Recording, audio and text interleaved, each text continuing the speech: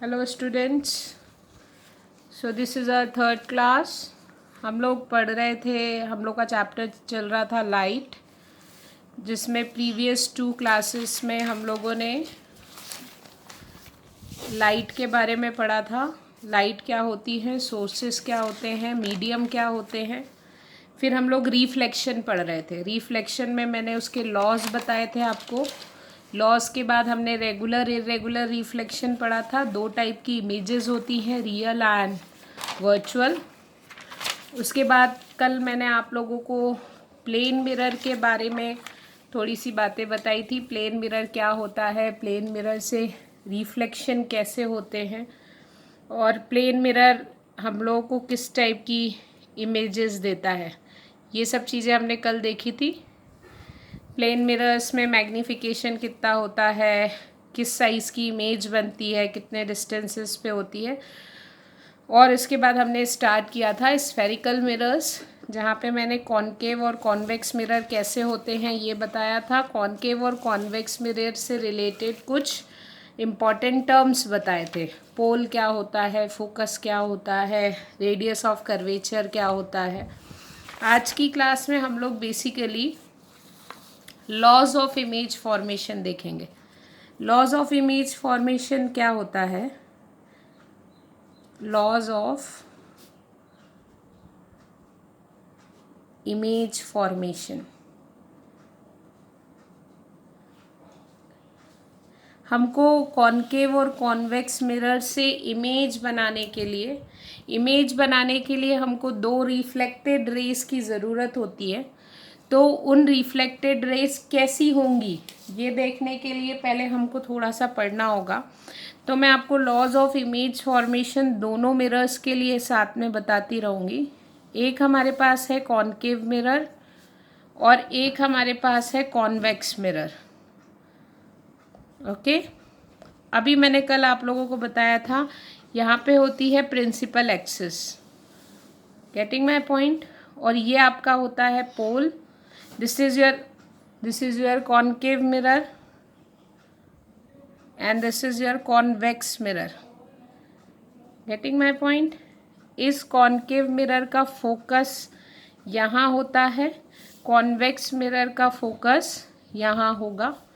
Convex mirror का centre यहाँ होता है और कॉनकेव मिरर का सेंटर यहाँ होगा। तो जो हमारा सबसे पहला लॉ है इमेज फॉर्मेशन का वो ये है कि अगर कोई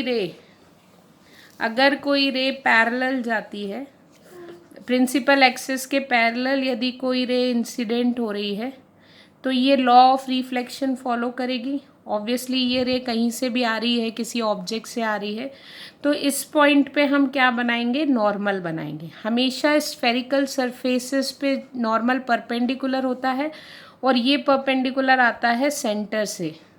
सो this behave as normal at this point. तो आपका ये एंगल कौन सा हुआ, एंगल ऑफ इंसिडेंस हुआ। इतने ही एंगल से ये नीचे की तरफ रिफ्लेक्ट होगी, तो आफ्टर रिफ्लेक्शन ये लाइट चली जाएगी फोकस से होते हुए। तो यहाँ पे हमको ये बात ध्यान रखनी है। अब हम ये बार बार नहीं करेंगे, सेंटर से नॉर्मल बना के हम ये सारी चीज़ें बार बार नहीं बताएंगे। अगर कोई इंसिडेंट रे प्रिंसिपल एक्सिस के पैरेलल जाती है तो वो आफ्टर रिफ्लेक्शन फोकस से पास होगी, गेटिंग माय पॉइंट। उसी तरीके से यदि कॉन्वेक्स मिरर में कोई रे पैरेलल जाती है तो सेम रूल फॉलो होगा। ये कहाँ पे गिर रही है, it falls on this point, तो हमें इस पॉइंट पे नॉर्मल बनाना पड़ेगा। इसका नॉर्मल कहाँ से आएगा, सेंटर से, तो ये हमने नॉर्मल बनाया सेंटर से, गेटिंग माय पॉइंट। तो ये तुम्हारा क्या हुआ, angle of incidence. This is angle of incidence. इतने ही एंगल से ये दूसरी तरफ रिफ्लेक्ट होगी। तो ये लाइट जिस डायरेक्शन में यहाँ पे पास होगी वो कौन सा डायरेक्शन होगा, that is the direction of focus. ये जो पैरेलल रे कॉन्वेक्स मिरर में आती है वो आफ्टर रिफ्लेक्शन फोकस के डायरेक्शन में ट्रांसफ़र होती है। मिरर के अंदर कभी कोई रे नहीं आती है, मिरर के बाहर से रिफ्लेक्ट हो जाती है, गेटिंग माय पॉइंट। ये 2 लाइंस तो हमें सिर्फ डायरेक्शन बता रहे हैं। तो कॉन्वेक्स मिरर के फोकस की डेफिनेशन हम दे सकते हैं, if the incident ray is parallel to the principal axis, then after reflection it appears to come from a point on the principal axis and that point is called as focus. तो आप लोगों को ये definition याद रखनी है। उसी तरीके से कॉनकेव मिरर में हम बोल सकते हैं, if any incident ray parallel to the principal axis after reflection cut a point on the principal axis, then that point is called as focus. Getting my point? तो अब ये पैरेलल एक्सिस अब ये पैरेलल इंसिडेंट रे चाहे ऊपर से आए चाहे नीचे से आए, आफ्टर रिफ्लेक्शन ये कहाँ से पास होती है? सारी की सारी रे फोकस से पास होंगी। जैसे मान लीजिए इस पे एक पैरेलल रे ऐसी आ रही है, this ray is parallel to principal axis, after reflection ये किसके डायरेक्शन में ट्रांसफ़र हो जाएगी? ये transfer in the direction of focus. अब हम यहाँ पे बार बार इंसिडेंस एंगल नहीं बनाएंगे, तो आपको याद रखना होगा कि parallel incident ray after reflection passes और appear to pass from focus। ये रूल हमको याद रखना पड़ेगा। Getting my point? उसी तरीके से हमारा सेकेंड रूल जो है, that second rule is just opposite to this. इसका ऑपोजिट रूल है, मान लीजिए अगर कोई रे फोकस से जा रही है, दिस इज कॉनकेव मिरर, अगर this is centre, this is focus, this is pole, अगर कोई रे फोकस से जा रही है इंसिडेंट रे, तो आफ्टर रिफ्लेक्शन ये वही लॉ फॉलो करती है। लेकिन अब मैं बार बार ये लॉ नहीं बताऊंगी, मैं डायरेक्टली आपको बता देती हूँ कि अगर कोई इंसिडेंट रे फोकस से आ रही है तो आफ्टर रिफ्लेक्शन वो प्रिंसिपल एक्सिस के पैरेलल हो जाती है। ऊपर वाले का जस्ट ऑपोजिट है ये rule. This is your convex mirror. अगर मान लो यहाँ पे क्या होगा, this is focus, this is centre, this is focal, तो अगर आपकी कोई रे फोकस के डायरेक्शन में आ रही है, किसके डायरेक्शन में आ रही है? फोकस के डायरेक्शन में आ रही है, तो आफ्टर रिफ्लेक्शन वो प्रिंसिपल एक्सिस के पैरेलल हो जाएगी। Getting my point? तो हमारा सेकेंड रूल क्या हुआ? Incident ray from focus after reflection gets parallel to principal axis।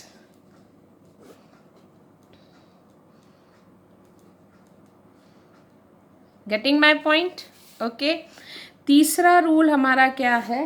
अगर कोई, this is concave mirror and this is your principal axis, this is pole, this is focus, this is centre. अगर कोई रे हमारी centre से पास हो रही है, सेंटर से, तो आफ्टर रिफ्लेक्शन वो उसी पाथ को रिट्रेस करती है, यहाँ से टकराएगी और यहीं वापस चली जाएगी। क्यों? क्योंकि नॉर्मल भी यहीं से बनेगा। यहाँ पे इंसिडेंस एंगल 0 होगा तो रिफ्लेक्टेड एंगल भी 0। उसी तरीके से अगर कॉन्वेक्स मिरर में this is pole, this is focus, this is centre, कोई रे सेंटर के डायरेक्शन में आ रही है, अगर हम आगे देखेंगे तो this is in the direction of centre, तो ये रे अंदर नहीं जा रही है, ये रे यहाँ से टकरा के इसी पाथ को वापस रिट्रेस करेगी। तो हम क्या लिख सकते हैं? Incident ray in direction of centre retrace its path। Getting my point? Okay। उसी तरीके से हमारा लास्ट रूल है, इसी पे मैं बना देती हूँ। उसी तरह हमारा लास्ट रूल है, यदि मान लीजिए कोई इंसिडेंट रे पोल पे गिर रही है, पोल पे विथ सम एंगल, तो ये सेंटर होगा, ये फोकस, तो इस पॉइंट पे नॉर्मल यही हो जाएगी प्रिंसिपल एक्सिस। ये इतने ही एंगल से नीचे की तरफ पलट जाती है, सेम एंगल से।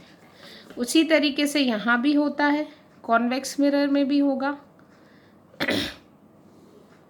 This is pole, this is focus, this is centre. अगर कोई रे पोल पे गिर रही है तो वो उतने ही एंगल से नीचे की तरफ रिट्रेस हो जाएगी। ये चारों रूल्स, दिस 4 रूल्स आप लोगों को बाय हार्ट लर्न होने चाहिए।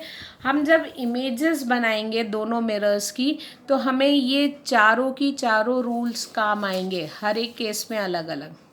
Getting my point?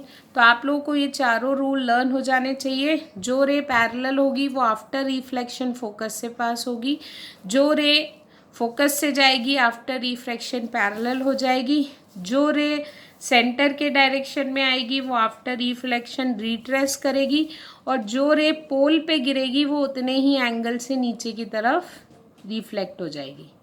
Getting my point? तो ये 4 रूल्स हमारे लिए काफ़ी हैं इमेज फॉर्मेशन के लिए। अब आप यदि फर्स्ट केस देखेंगे तो फर्स्ट केस में जो पैरेलल रेज आ रही हैं उन सबको कॉनकेव मिरर किस पॉइंट से पास करा रहा है? फोकस से। क्योंकि कॉनकेव मिरर सारी रेस को समेट रहा है, इकट्ठा कर रहा है, इसलिए कॉनकेव मिरर को कन्वर्जिंग मिरर भी कहा जाता है। क्या कहा जाता है? Converging mirror. Getting my point? और कॉन्वेक्स मिरर में जितनी भी पैरेलल रेज है आफ्टर रिफ्लेक्शन फैलती हैं, इसलिए कॉन्वेक्स मिरर को डाइवर्जिंग मिरर भी कहा जाता है।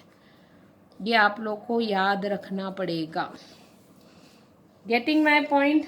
तो this are the rules for image formation, both for concave and convex. ये दोनों हमारे रूल्स हैं फॉर इमेज फॉर्मेशन। अब हम वन बाय वन कॉनकेव और कॉन्वेक्स मिरर की इमेजेस बनाएंगे। ऑब्जेक्ट कहाँ है, इमेज कहाँ बनेगी, ये आपको बहुत अच्छे से और बहुत ध्यान से पढ़ना है, क्योंकि ये बहुत इम्पॉर्टेंट है। कभी कभी ये 5 नंबर के लिए डायरेक्ट क्वेश्चन आता है, तो आप लोग को ये चीज़ें बहुत अच्छे से समझ में आनी चाहिए।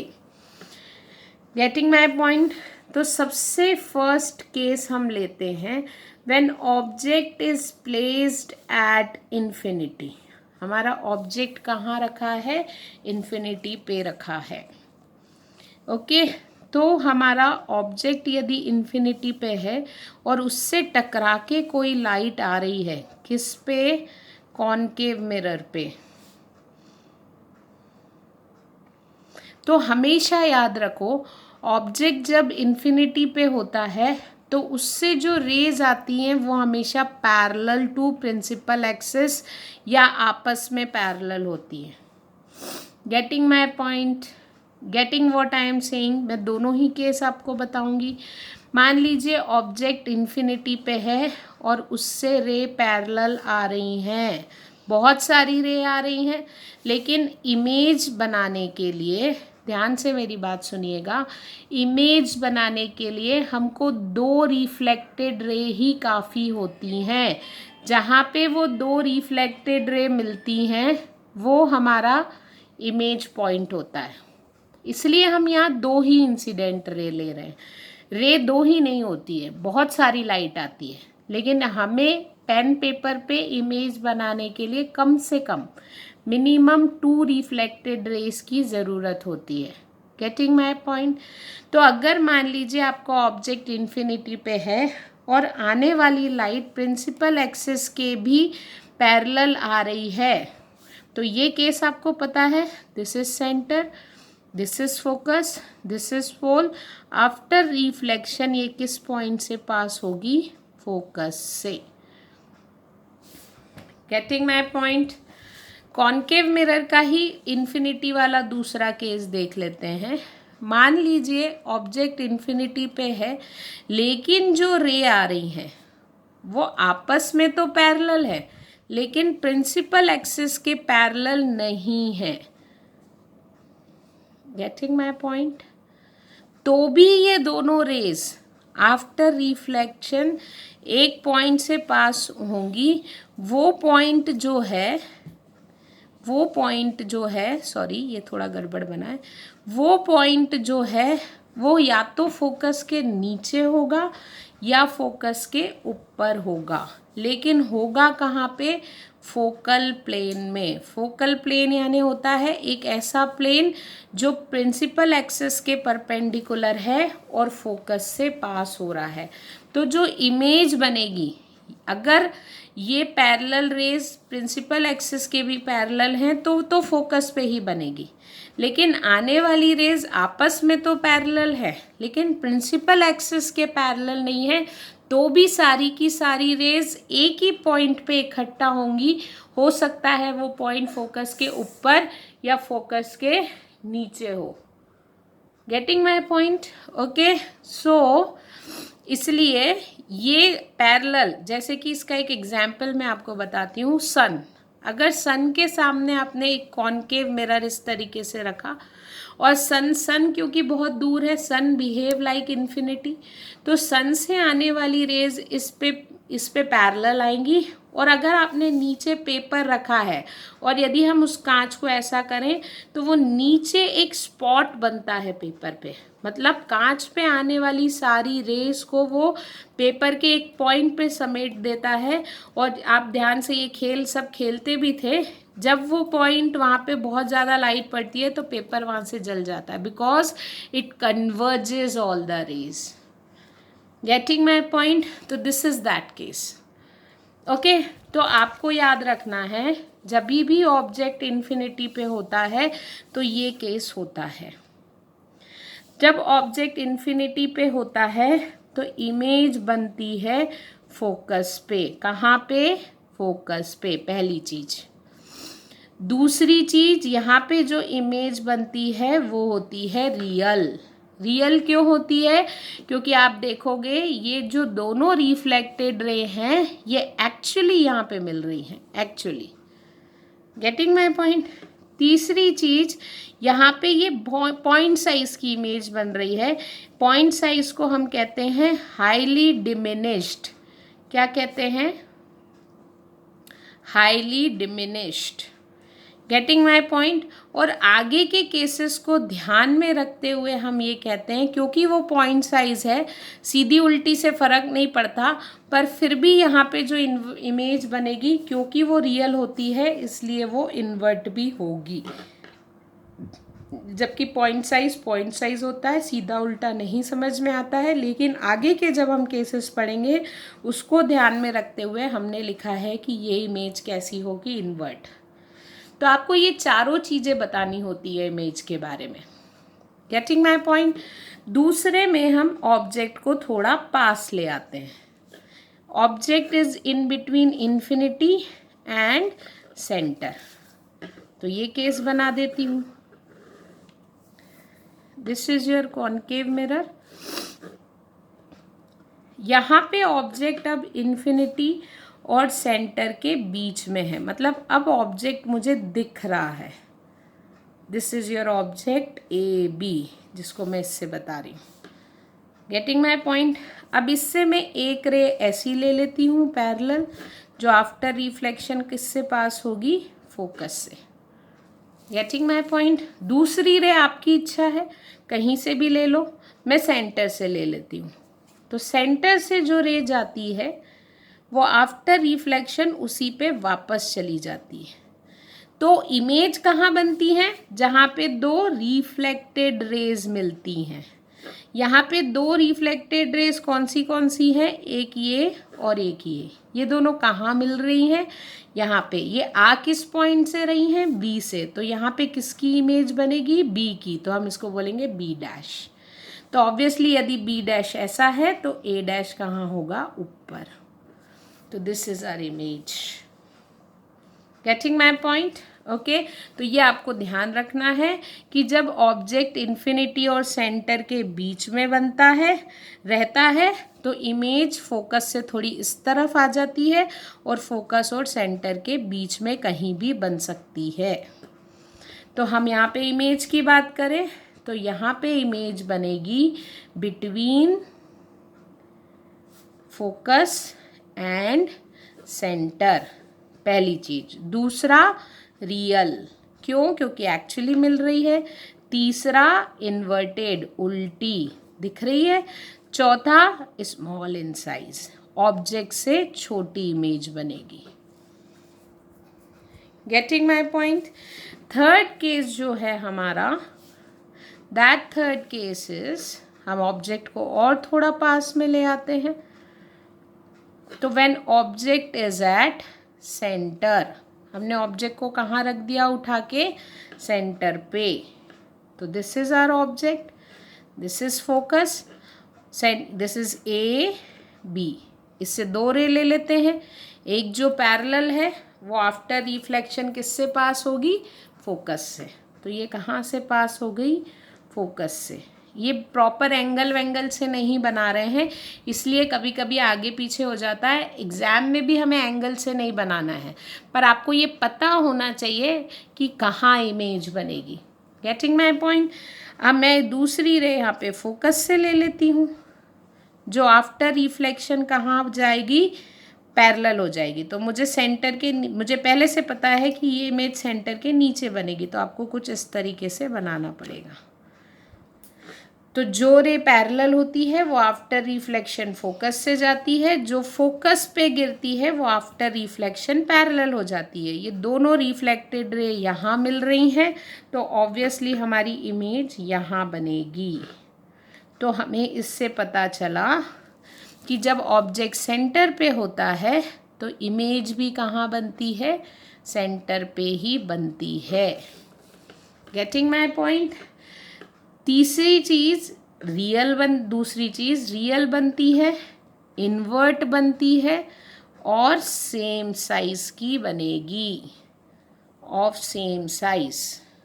जितना बड़ा ऑब्जेक्ट उतनी बड़ी इमेज। Getting my point? अब हम फोर्थ केस देख लेते हैं। इसके 6 केसेस हैं, अभी इसके हम फोर्थ केस पे आए हैं। फोर्थ केस, हम ऑब्जेक्ट को थोड़ा और पास ले आते हैं।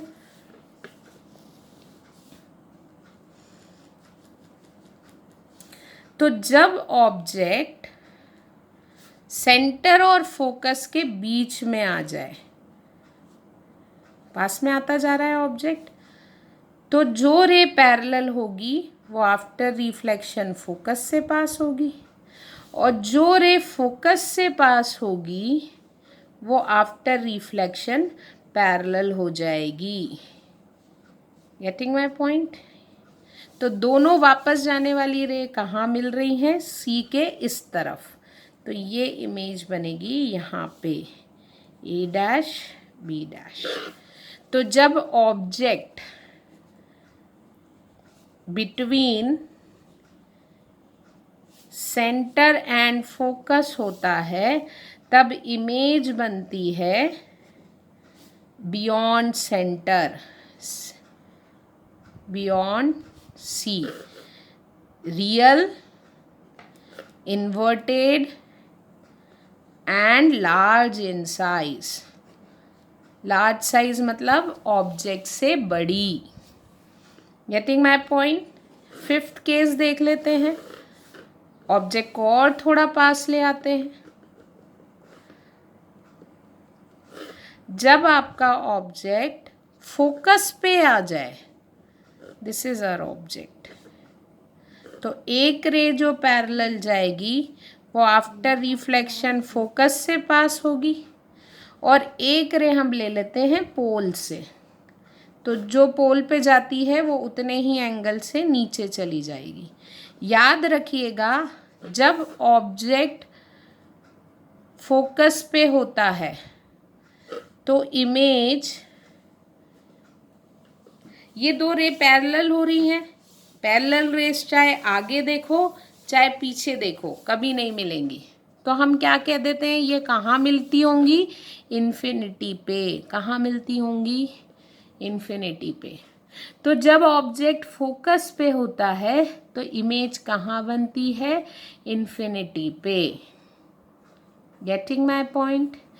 बाकी केसेस को ध्यान में रखते हुए it is real, inverted and highly enlarged, बहुत बड़ी। Getting my point. Last case हम देखते हैं, ऑब्जेक्ट को और थोड़ा पास ले आते हैं। ये केस थोड़ा डिफरेंट है, आपको ये वाला केस याद रखना है कि कॉनकेव मिरर का एक ही ऐसा केस है जो थोड़ा डिफरेंट बिहेव करता है, जब ऑब्जेक्ट को हम फोकस और पोल के बीच में ले आए। तो एक रे हम पैरेलल ले लेते हैं जो आफ्टर रिफ्लेक्शन फोकस से जाएगी, और एक हम ले लेते हैं पोल से जो उतने ही एंगल से नीचे की तरफ रिफ्लेक्ट हो जाएगी। अगर आप ये दोनों रेज देखेंगे तो ये आगे जितना जाएगी उतनी दूर होती जाएगी, लेकिन हमको लग रहा है कि ये पीछे कहीं से आती हुई नज़र आ रही हैं। पीछे अगर देखें तो ये किसी एक पॉइंट से आती हुई नज़र आ रही हैं, और वो पॉइंट है ये। इसलिए ये जो पॉइंट बी है ये बनेगा यहाँ पे बी डैश। तो ये हमारा पॉइंट होगा ए डैश। यहाँ पे इसलिए ये केस अलग है कि ऑब्जेक्ट जब फोकस और पोल के बीच में होता है तो इमेज बनती है बियॉन्ड मिरर।